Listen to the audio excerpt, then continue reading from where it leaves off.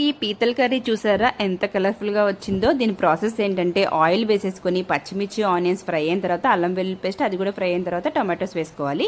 Paste కోసం కొంచెం పచ్చి కొబ్బరి, కొంచెం జీడిపప్పు, పుచ్చపప్పు, 4 వెల్లుల్లి రెబ్బలు, కొంచెం ధనియాలు, చెక్క, లవంగం, ఒక యాలక్కాయ మిక్సీ పట్టుకోవాలి.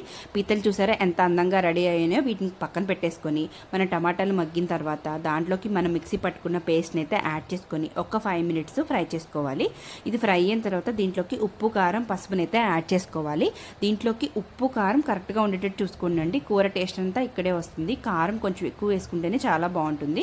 కారం కూడా వేసుకున్న తర్వాత ఒక 2 మినిట్స్ అయిన తర్వాత పీతలను అయితే యాడ్ చేసేసుకొని ఒక 10 మినిట్స్ చక్కగా మగ్గనివ్వాలి.